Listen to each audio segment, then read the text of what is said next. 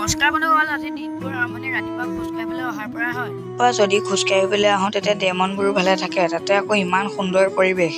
খোজকাঢ়ি আহি মই কৰিলো ব্ৰাছ কৰি উঠি আকৌ খালো চাহ। তাৰ পাছত অলপ কিতাপ পঢ়িলো, নহলে আকৌ মাৰ পিটন পৰিব নহয়। পঢ়ি উঠি আকৌ খালো ভাত। তাৰ পৰা মই আহিলো ভাইটিৰ ওচৰলৈ। কেমেৰাটো ওলোৱা দেখি তাৰ হাঁহি চাওকচোন। তেনেতে পাৰ্চেল এটা আহিলে। কি বুলি খুলি চাই দেখিলো মাইক এটা। অলপ দিনৰ আগতে অৰ্ডাৰ দিছিলো, আজি আহিলে। তাৰ পাছত মই আহিলো ফুটবল চাবলৈ। এতিয়া বাৰু প্ৰেক্টিচহে কৰি আছে।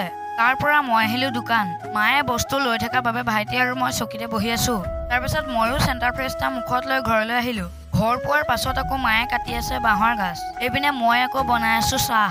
এনেকে বাৰু পাউডাৰ গাখীৰ হাতত লৈ লৈ কোনে কোনে খোৱা কমেণ্ট এটা কৰি জনাই দিবচোন দেই। এইপিনে মোৰ চাহো ৰেডি হৈ গ'ল। মাৰো বাঁহৰ গাছ কাটি হৈ গ'ল। তাৰ পাছত আকৌ কাটিছে পচলা।